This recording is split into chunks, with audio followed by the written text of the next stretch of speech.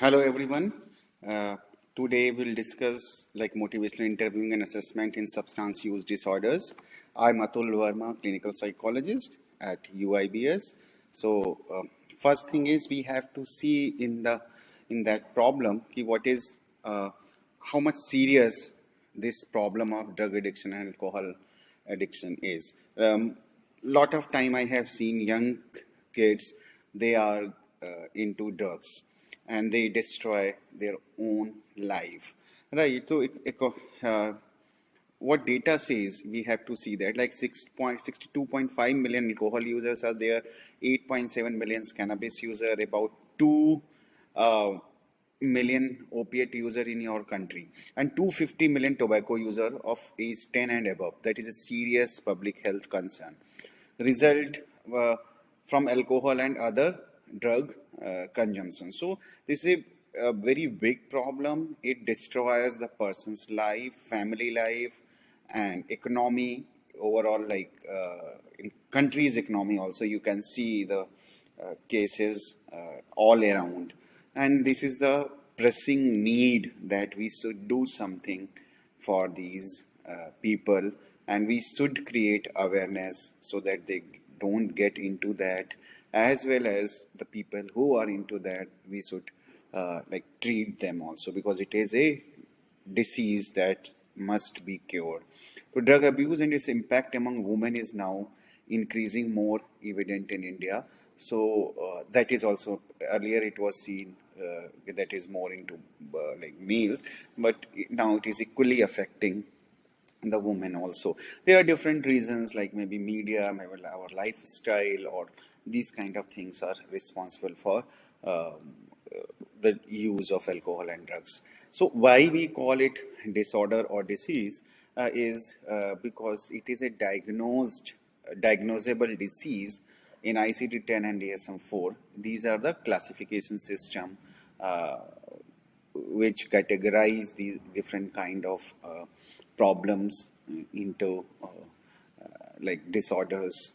So you can see there like mental and behavioral disorder due to alcohol use, due to opiates, due to cannabinoids, sedative, cocaines, other stimulants including caffeine, hallucinants, and tobacco, and volatile solvent, and there are multiple other drugs, and sometimes people takes lot and like different drugs at the same point of time.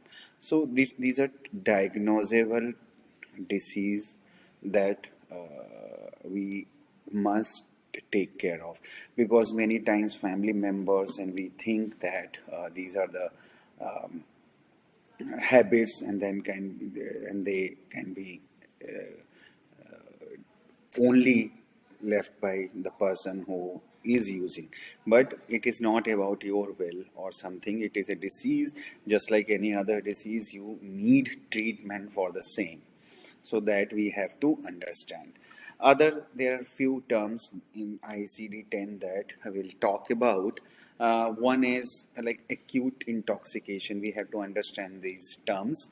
A transient condition following the administration of alcohol or other psychoactive substance, resulting in disturbance in level of consciousness, cognition, perception, affect, and behavior, and other psychophysiological responses, right? So when you take some drug or alcohol, so you get intoxicated. Acute intoxication means your ability to think, your ability to behave, your ability to act get compromised. That is why a lot of accidents and fights and legal complications happens when you are in that state. So that we call acute intoxic. And then harmful use, like a pattern of psychoactive substance use that is causing damage to health, that is causing the damage to your health, maybe physical or psychological, you can say.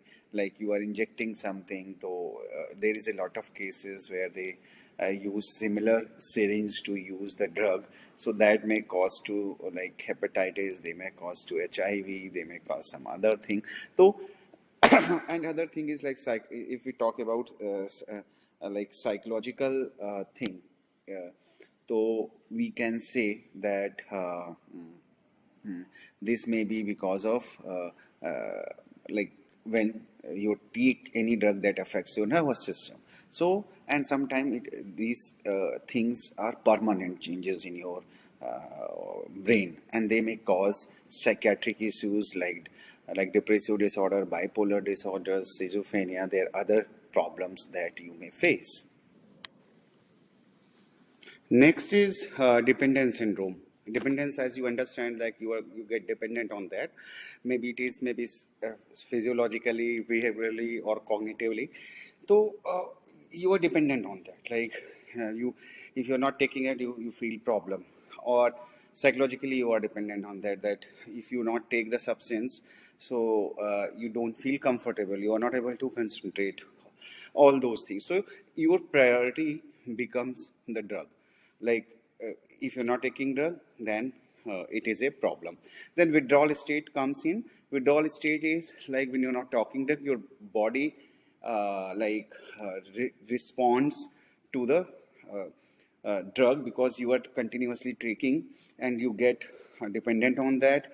And then when you are not taking the drug, you have problems like nausea, vomiting, diarrhea, or body pain. These kind of things may happen depending on the drug which you are using. So we call it withdrawal state. Then next is withdrawal state with delirium. So alcohol-induced delirium tremens should be coded here. Basically these are the character codes we call it. When you make a diagnosis, you put that thing like which state is that you write there. So delirium is short-lived but occasionally life-threatening, toxic, confusional state. Like they are not into the senses, you can say. And accompanying somatic disturbance, bodily symptoms होते हैं. They may hallucinate also. And in some chronic cases, specifically in alcoholic people, they have like severe delirium in some cases, and there are some other neurological problems sometimes happens. So psychotic disorder means there is a so there is a episode of like psychotic problem. Like they may hallucinate, they may hear voices, they may be there may be psychomotor disturbances, and these kind of abnormal things happen with them. We psychological या psychotic जिनको हम बोलते हैं, that happens with them. So it is, as I said, it may cause permanent damage to brain and can create permanent psychiatric issues with the person. So amnesic syndrome, मतलब the loss in memory, like recent, remote, or sometime impaired. They are not able to recall things, and disturbance of time and space, what time it is, and sense of time, space, and person may may be seen in the person, and they may have, if there is a damage to the brain or something, then they may have a problem in learning new material. They may confabulate. Confabulate means if some information they don't have, they fill in with their imagination and all.